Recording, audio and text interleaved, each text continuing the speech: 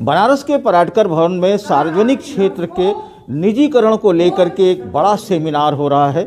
कर्मचारी संगठन के लोग यहाँ पर इकट्ठा हुए हैं।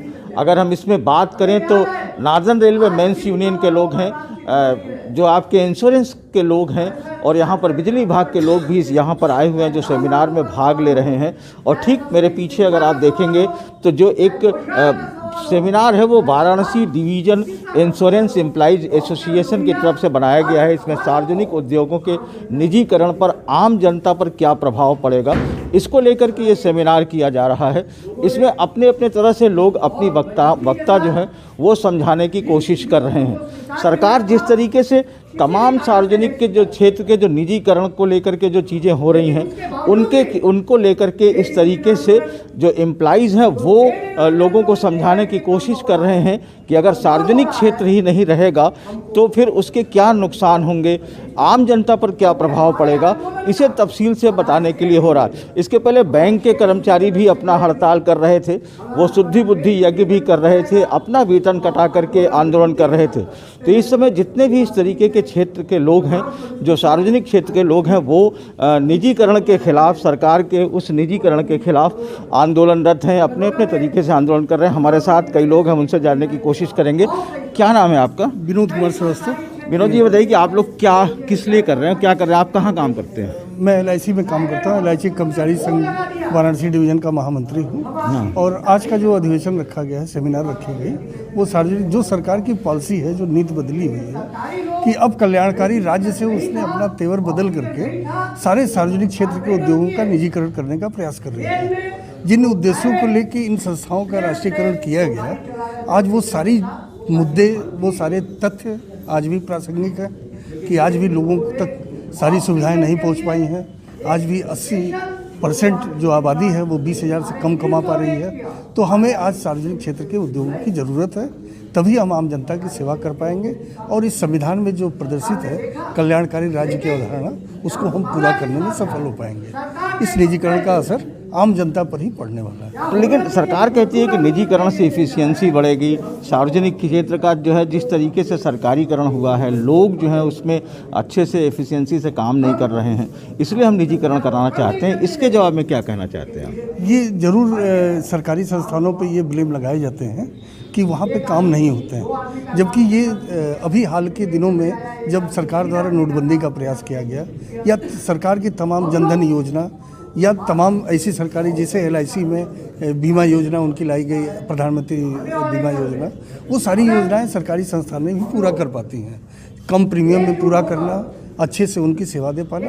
ये ज़रूर है कि हमारी कुछ कमियां कई स्तरों पर रहती हैं कि सरकारी संस्थानों, हमारे अकाउंटेबिलिटी के नाते, जो हमारी अकाउंटेबिलिटी होती है, हमारे ऊपर जो नियम लगाए जाते हैं, उसके नाते काम में कहीं कहीं बाधा आती है, लेकिन उसको ओवरकम करते हुए हम उन सारे तथ्यों पे खरे उतरे हैं जब जब इस देश को जरूरत पड़ी है। मतलब आपकी छोटी मोटी कमियां गिना करके उसे निजी नहीं किया जा सकता। इसका हम लोग विरोध कर रहे हैं। इसका आप लोग जो आंदोलन आप लोग कहाँ तक ले जाएंगे, क्या क्या करेंगे? ये आंदोलन अभी एक का बनाने की कोशिश हो रही है। अभी किसान आंदोलन से हम लोगों को भी प्रेरणा मिली है कि हम लोग एकत्रित हों, एक साथ संगठित होकर के इस सरकार की नीतियों के खिलाफ अपनी आवाज़ बुलंद करें और आम जनता में इस बात को प्रचारित करें कि ये जो बिजली विभाग है, ये जो LIC है, इसका सार्वजनिक स्वरूप रहेगा तो आपके हित भी सुरक्षित रहेंगे, आपको सस्ते में चीज़ें भी मिलेंगी और आपकी सुविधाएं भी सुरक्षित रहेंगी।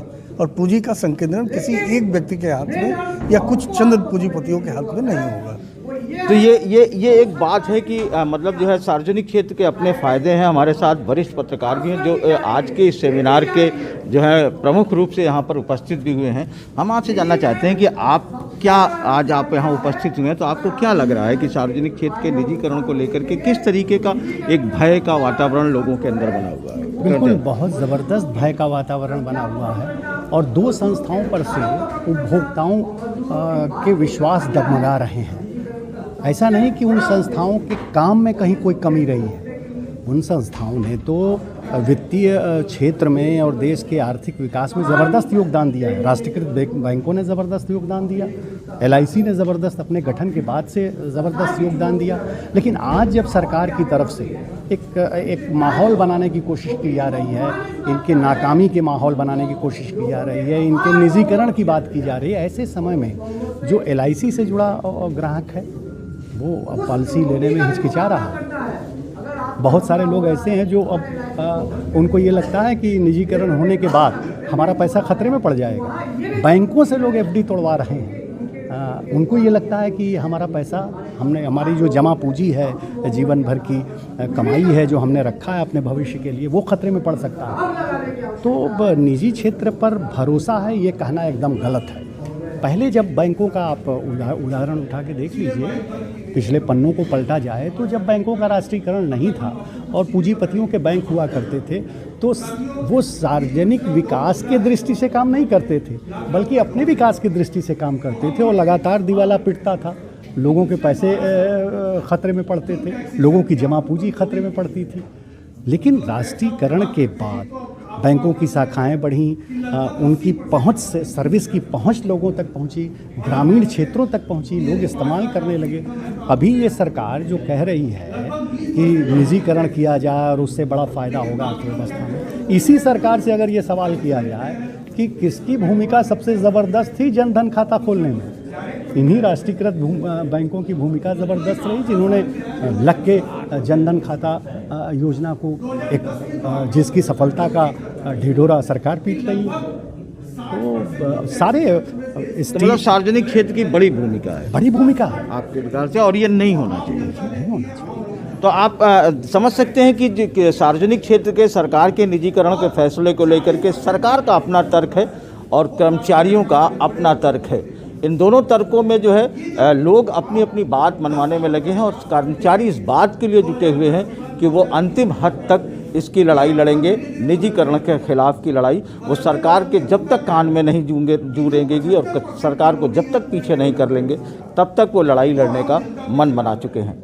वाराणसी से पुरुषोत्तम के साथ अजय सिंह, NDTV इंडिया।